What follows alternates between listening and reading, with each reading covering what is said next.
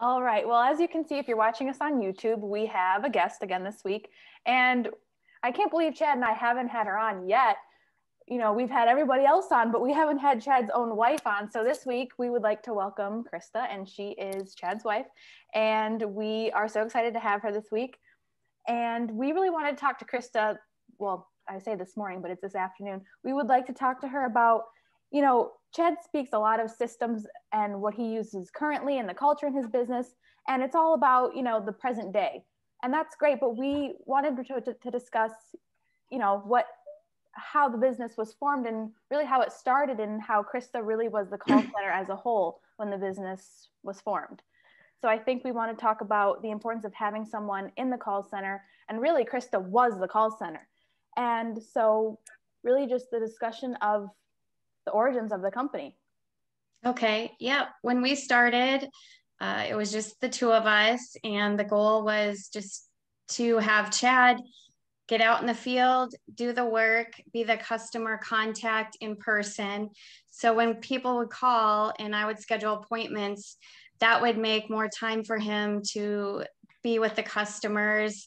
He wasn't talking to them when he was driving, except for calling when he was on the way. But you didn't have customers calling and dealing with him, you know, with other customers, or just not really him being able to give that customer on the phone their attention. Whereas when they called, I was able to answer all their questions. And scheduling at that point was a little difficult because we had young daughters at that time.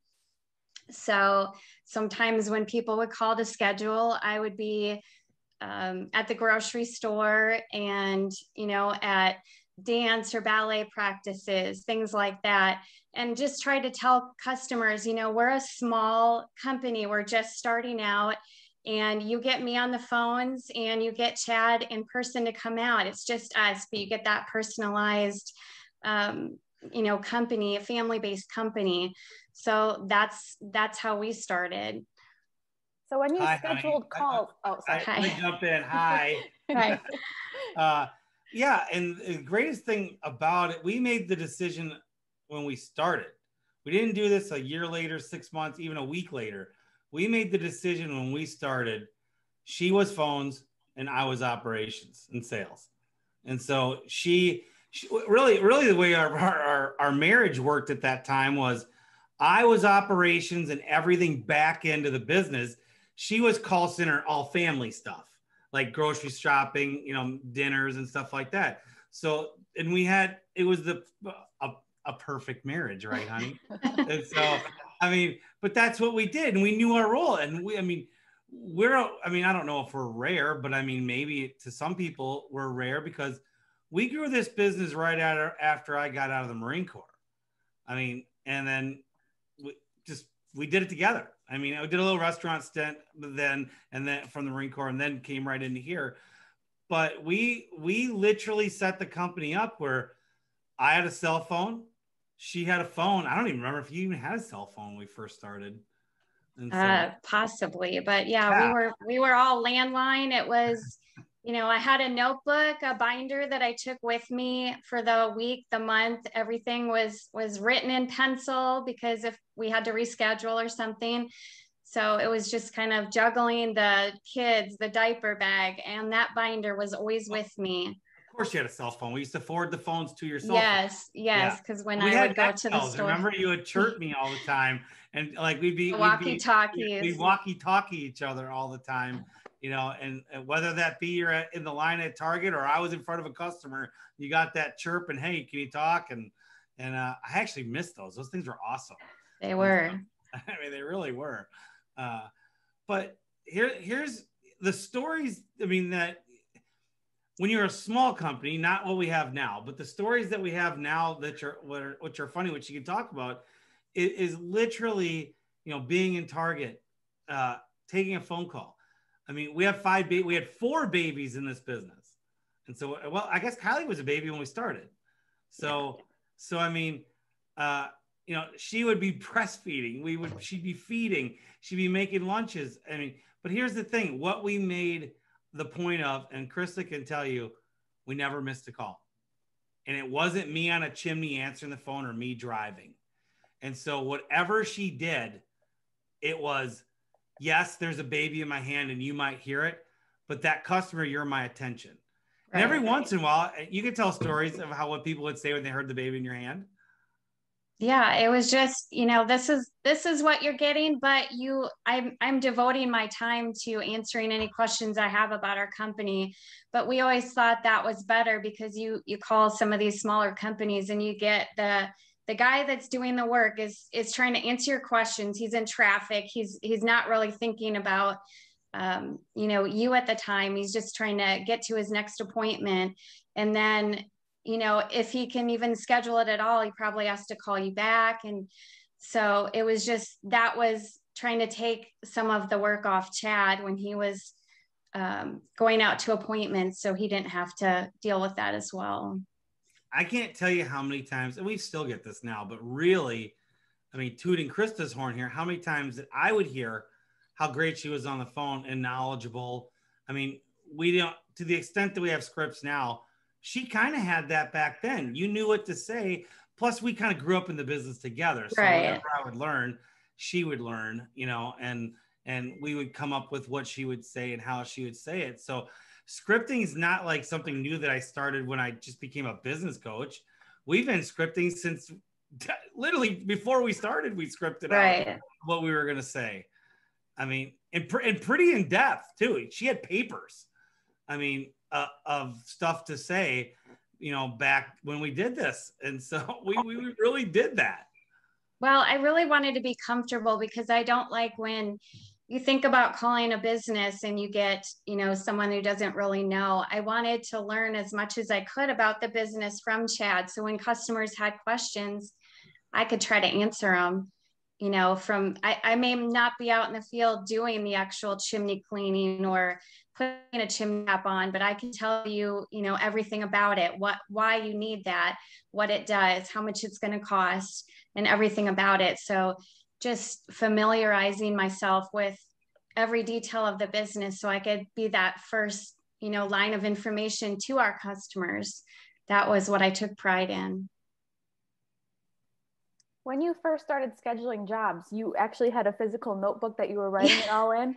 Yes, I had just a planner binder, with days of the week, and we would just pencil in people and just jot down some notes. And at that time, it was the majority of our customers were chimney inspections and sweeps. And then, as we grew, it was just like, our notebook just kind of grew bigger because we were scheduling out longer times, or we, added more employees to the company. But in the beginning, it was just, pencil, notebook, and all that scheduling. And then Chad would look at it for the day. And I don't even remember at what point, we started, how I gave him the schedule. I think it was basically, I wrote it down for him for his day. And then it was just kind of. He used to make my invoices and hand me my invoices. Yes, I used to write in the invoices because we did all the invoicing, and then wrote the address, phone number, and then put them in the order for the times of the appointments during the day. And then,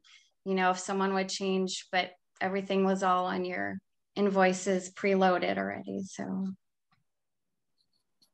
my goodness. Quite a change in technology to where we are now. So. Well, to help her out, I mean, I never have been, except for after my appendix, and we restarted, I've never been a one truck.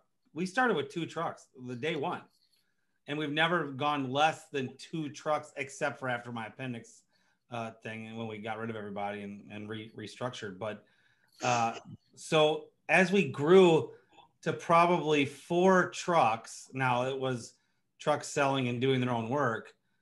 Eventually, I took a class on how to optimize Outlook calendar, to have your own tab in Outlook calendar to create estimates on, or not invoicing, but create the calendar. Right. So we had it to where it was a bit, remember, honey, or it was underneath the thing, you clicked on the tab and you create a new file, really. Right. If I remember, I don't even totally remember it. But it had all these questions and things that we did. and it was all in that. And so you would schedule that file would be moving around Outlook was a customer. And that's Right. how we did it until we actually, stepped up to an actual estimating invoicing program. And that was, we were still writing stuff down though. Yeah, I think I still had that backup notebook for so long just because I didn't trust the technology. What if we lose this program? What if something happens to our computer? I don't want to disappoint these customers because we won't have their information, and just learning to trust technology and saying this is going to work out and we'll get everyone still on the schedule. Well, remember bringing Mom on? Yes. Trying to get Mom off the paper when we went. Well, We were already off the paper when we brought her in, and she used to have. When we moved, at one point in time, we got a bigger house. We moved the 3 girls in the call center, my wife, my mom, and another girl, into a big office we had at our last house. I remember the box that Mom had all her call. There were those little call papers that right. That's how my mom did it, and then re-entered it. And I used to get so upset. I'm like, throw those away. We don't need those, because she would use those instead of the computer.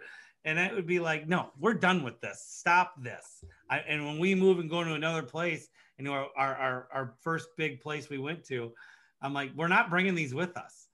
You just trust the computer. Right. So I literally in the move threw it away.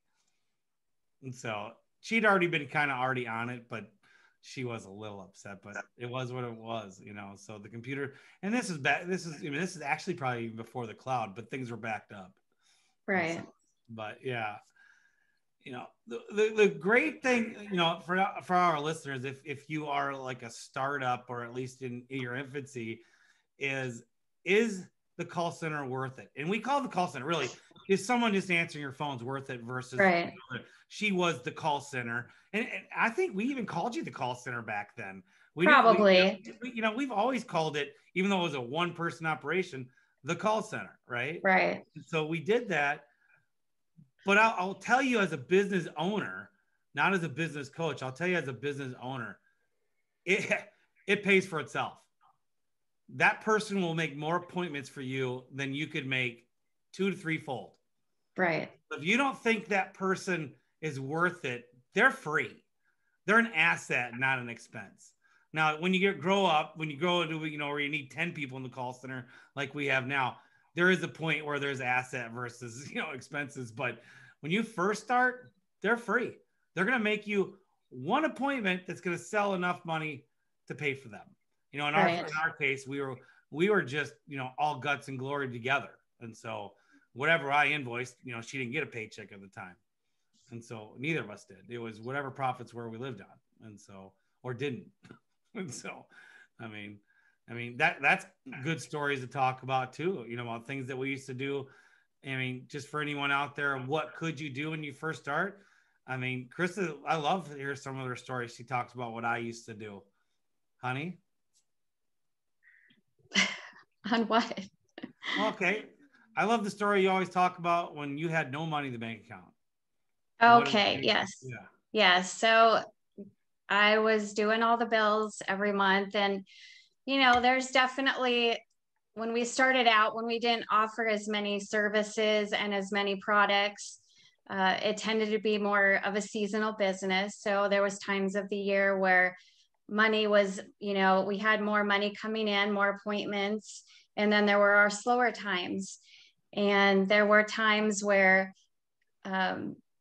going through bills and you've added more kids and you're realizing things are just not gonna make it this month. And how can you juggle, any money coming in to pay what bills you need to pay? And so I remember one specific week, probably, around the first of the month when everything's due, and just telling Chad, this is going to be a struggle. Either payments are going to be late, or we're not going to get them if we don't start getting some, some customers on the schedule to get work done.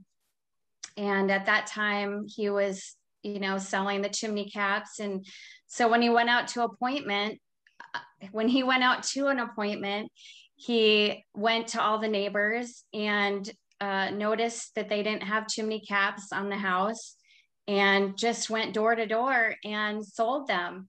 And I think he pretty much sold everyone that he went to, just because he, you know, was so personable and knew what he was talking about, and looked at their chimney and let the chimney tell the story of what they needed.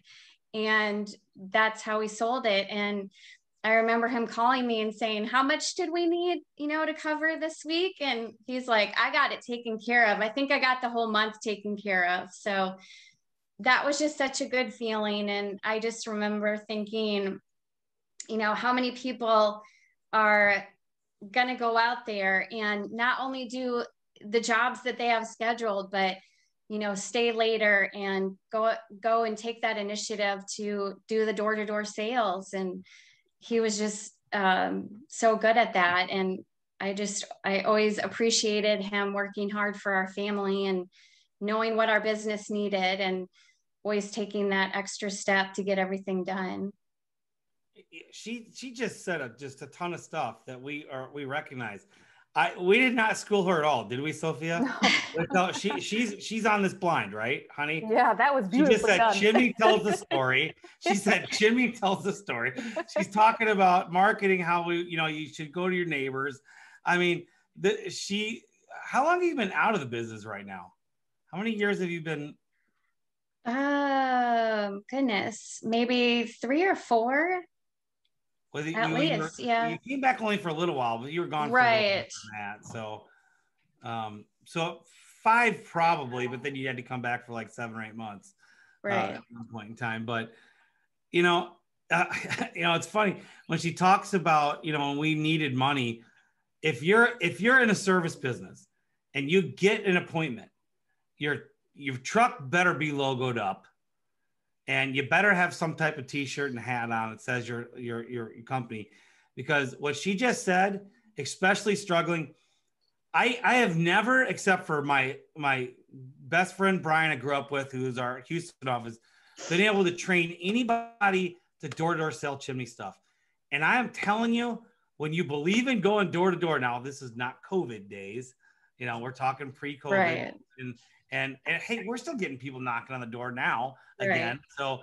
So, even maybe moving forward, if, when your state completely opens up, but let me tell you, when you have that van or truck and you're in uniform, they see you walk in and out, and then you go knock, and you can use the neighbor's name and say, hey, Mr. Smith and Mrs. Smith, just especially in the springtime, has a raccoon in their chimney. Right. I don't want you to get the raccoon in your chimney.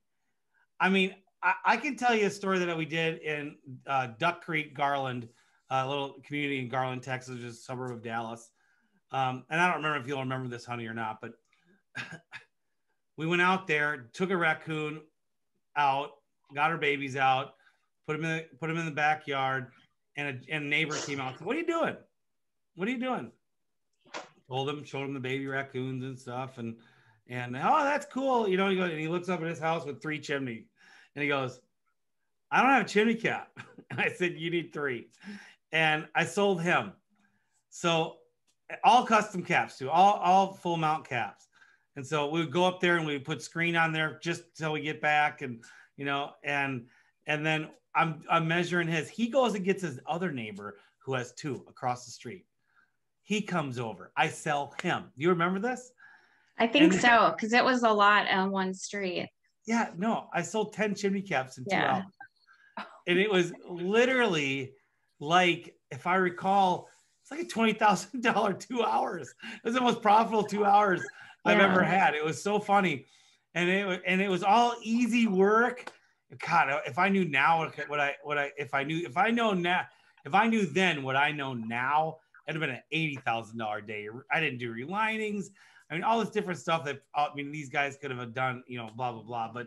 But either way, yeah.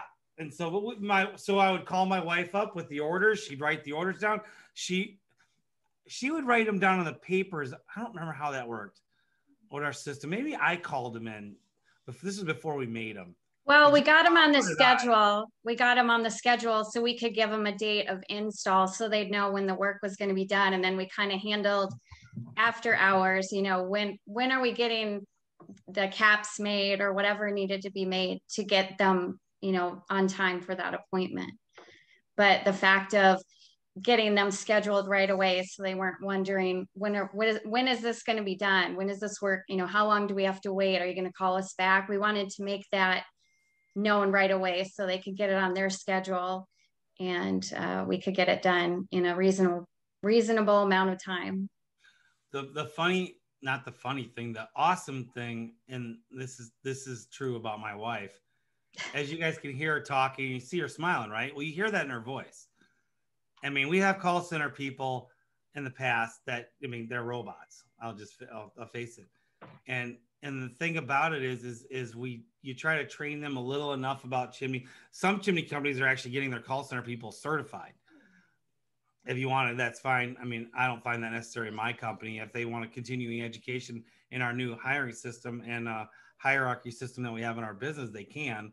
But what we do want to start doing is getting them enough knowledge, like we used to have with my wife. I mean, she could sell you a chimney cap, and she doesn't have a sales ounce in her body. She does not sell.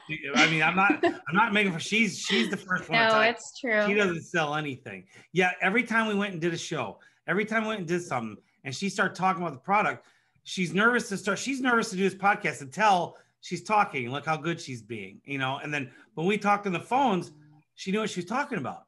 So it took her nerves out.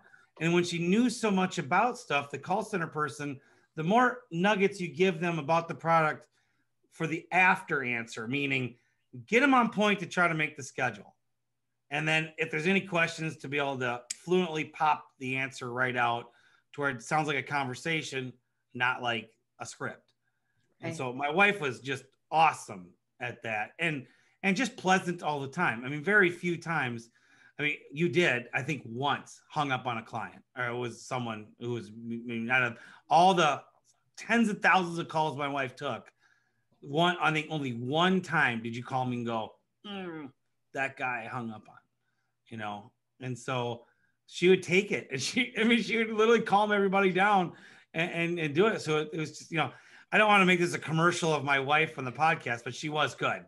You know, I wish we could have 25 Christas working at the call center, because she really has that voice and that, you know, caring, wanting to help. And so anyway, Sophia, what do you have questions on her about to Christa while we have her on here? I would like to know, when was that instant when you were like, we need more people. It can't just be me anymore. Good question. Yeah, it was...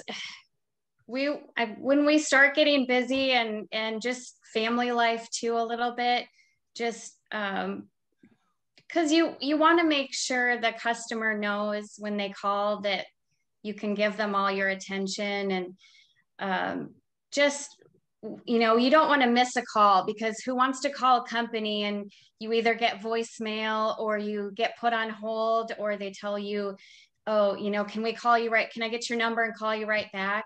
Because what are they going to do? They're just going to go to the next company and you're forgotten. So just when I realized, you know, there's a lot of calls coming in, and I want to be able to devote time to not only schedule the appointment, but make them feel comfortable with any questions they had for us before scheduling an appointment, and just adding, you know, more people in the call center to kind of take more time to schedule those appointments with our customers, and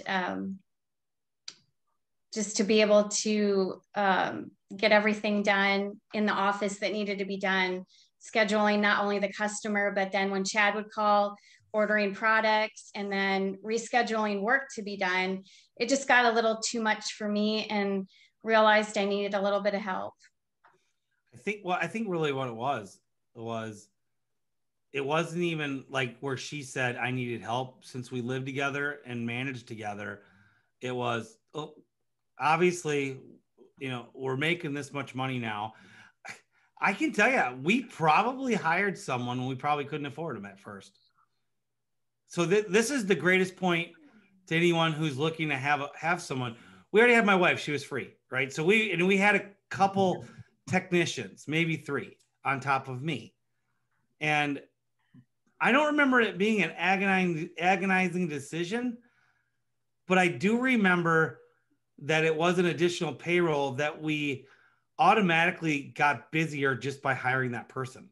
Right. It wasn't, it was overnight. It was like literally we added, was mom the first one? We had someone before mom, didn't we? We may have, but she's been there a lot because she was writing in the notebooks with me.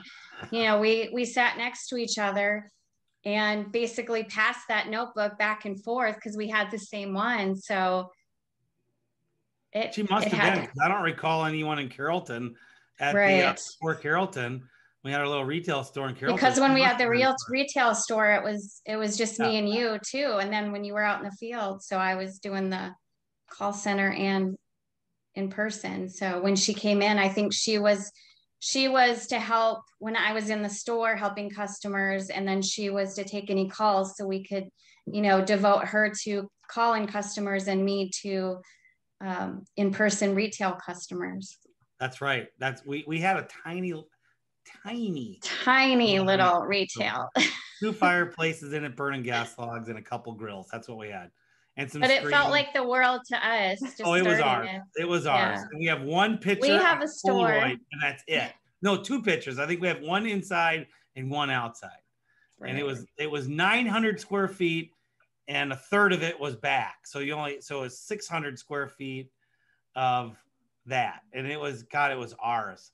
And to tell you the truth, we actually made a pretty good amount of money there.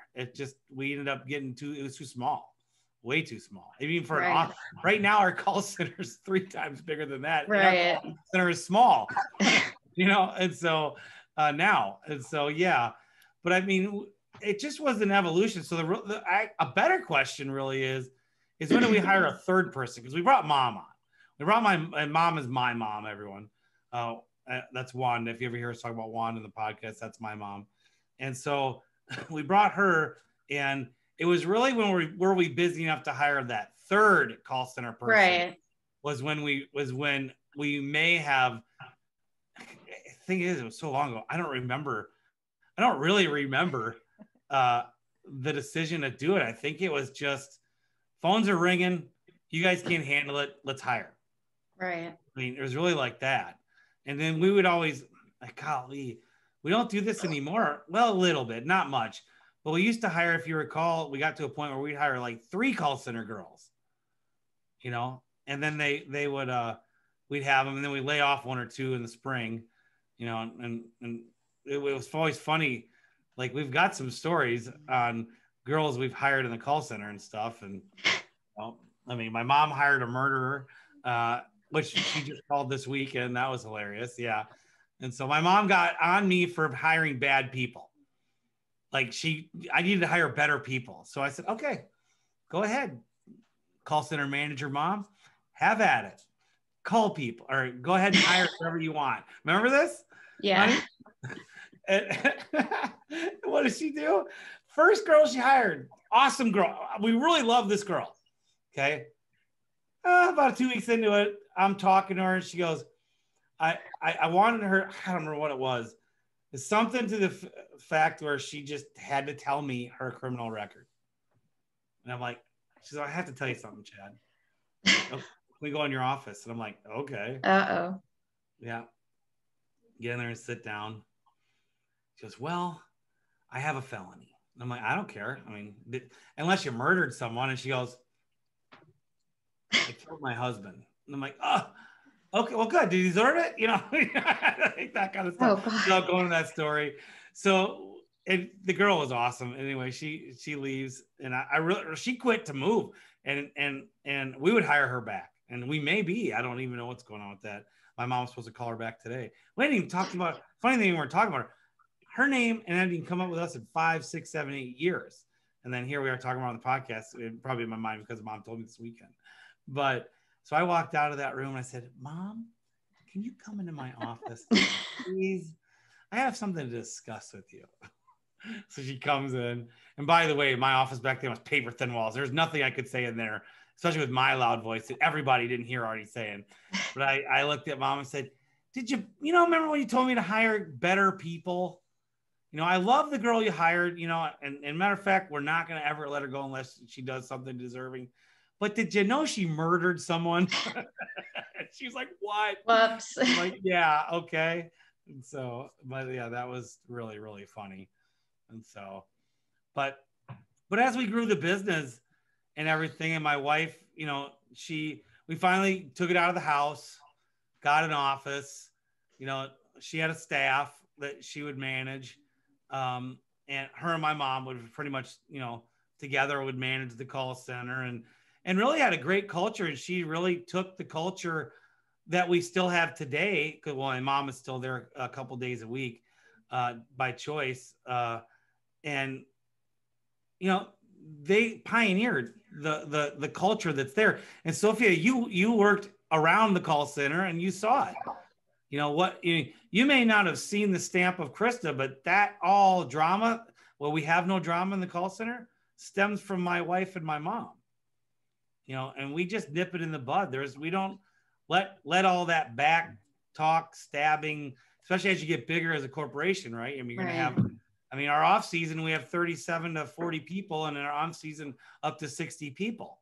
And we just don't allow all that and that's been going on before we retired, you know, from the business operations. That's just us. I mean, yeah, you have to think of the call center as a team, and you know, you just don't want a lot of drama. You don't want a lot of people, you know, talking behind each other's backs. I mean, you're there to do a job, and it's okay to be friendly, and we want everyone to get along, but you know, you have to think of it as a team. And when we started, we were, you know, truly a family business, all, you know, husband, wife, you know, my mother-in-law and father-in-law and everything like that. So we tried to present the call center as, you know, we're a business, but we want you to feel like a family here, because we want, you know, that portrayed to our customers too. We're a family business, and we want our employees to be comfortable and feel like a team and love where they work too. And she's the pioneer of starting that. Really, I wasn't. I mean, people hated working for me. So Sergeant Carter.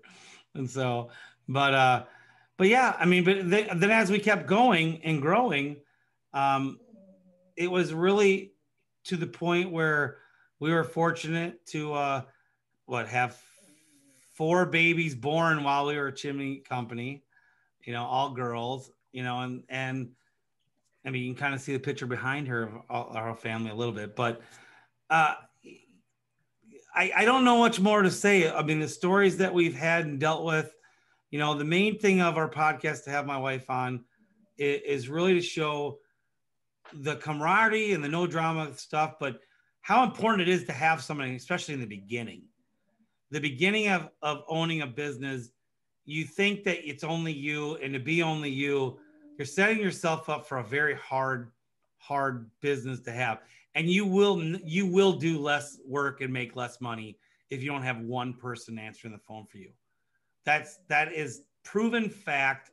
You can talk to anybody that's done it. And I mean, you don't want to do this, but a bad call center person will still make you more money than you doing it yourself, because you're really bad. I mean, if you're with the customer, what happens? Phone rings. What does that set up for you? You're with the customer. Phone rings. You look at your phone. You have to make a decision. Then you look at them. You know, and here's the thing. Have you ever had and called a business where they answered?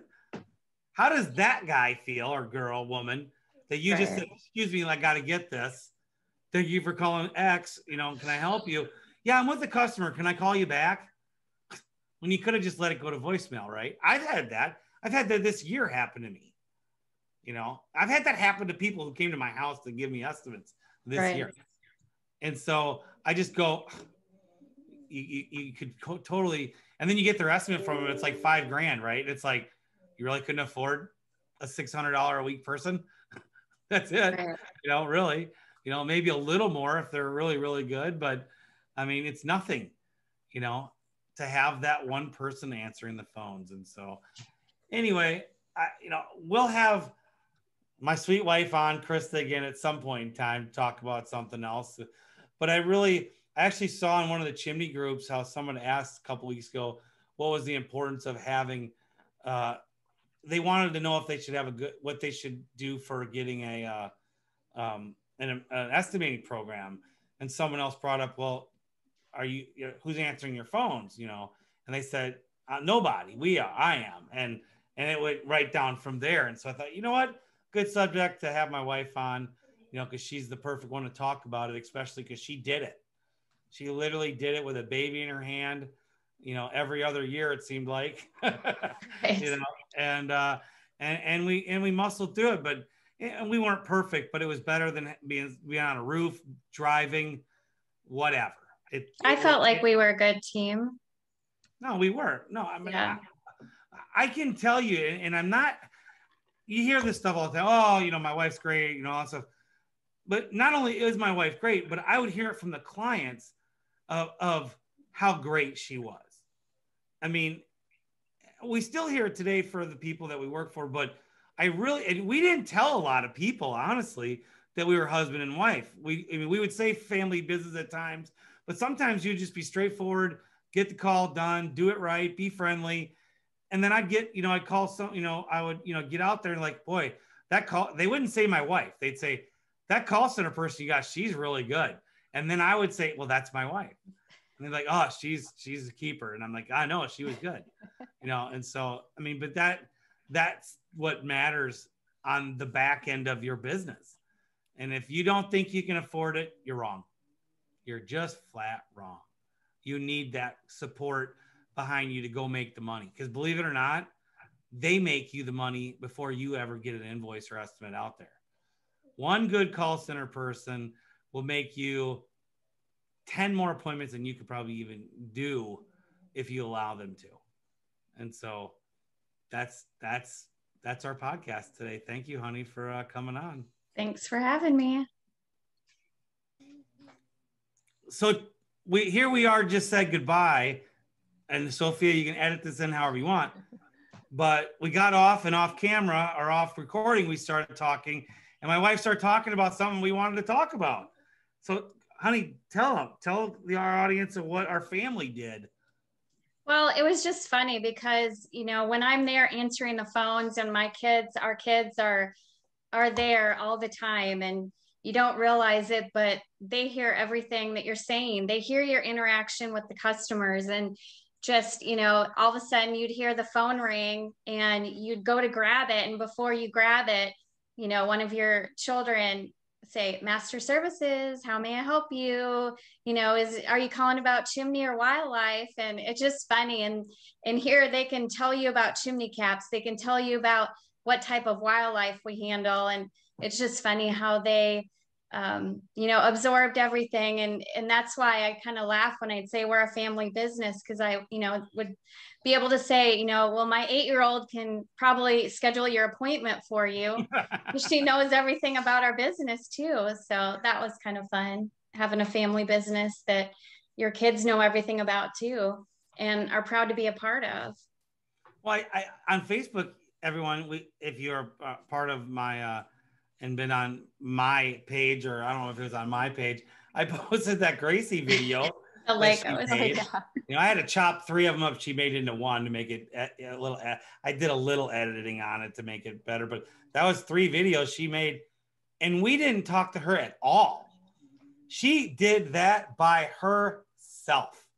Right. I literally did the iPad. The little guy had an iPad. Did an inspection. Did a chimney cleaning. Took the money. Said goodbye and drove off in the little, Lego car or whatever. I mean, she did the whole thing. I mean, she's looking up, heads the guy looking up a chimney. I mean, I remember when we did it, it was awesome. I mean, yeah, they even helped in the shop sometimes, help with making chimney caps, or if we'd have wildlife that had to be taken to like a rescue, they always wanted to see the baby animals. Where are we taking these? What rescue? And wanting to care for them and make sure that they got handled correctly and everything. It was just truly a family business, and it made me proud to be a mom and show our kids how we as a family run a business, take pride in our business, and Chad and I were a team. The oldest two threw flyers for me all the time. Remember? They used to go throw flyers for me. They'd sit on my tailgate, and I had the one that Copperfield used to have with the chimney cap. I made it my own. That's Put our own chimney cap on it, our own little 5 points. I would marker, and they'd be running. We'd be down the street riding the tailgate, and I'd be pointing, and they'd be going back and forth. And we would do like 700 or 800 a Saturday. A couple times a summer we would do that. And then Madeline, Kylie worked for us for like a couple days, hated it, our oldest one. But then this wasn't her thing. This wasn't her thing. And then our second daughter started with us at a mall kiosk we had when she was 15. And then went to college, nursing school, decided that she didn't really want to do that, worked in the medical field while she kind of part-time for us, now runs our call center. Now she's Christa at the call center, Madeline is. And Gracie, as Sophia knows, is a really, what do you call it? Non-timely social media, whenever the hell she feels like she wants to work now. Now we've got her, she's been better, but she probably doesn't contact you like she should, but she has been the last 2 weeks working our schedule. And so, but yeah, so we've had all three of our oldest daughters work in there. I don't know what Olivia will do. I know Millie, our last daughter, will definitely work. And Millie, get your ears in the picture for the podcast. I know you're dying to get on there. And so say hi to everybody for the podcast. And so anyway, we are truly a family company and still are, even though we've retired from the operations, we still have lots of people in there. Lots of my kids are working in there now and family friends, and we've done really well with that. So anyway, back to the point, hire someone in the call center.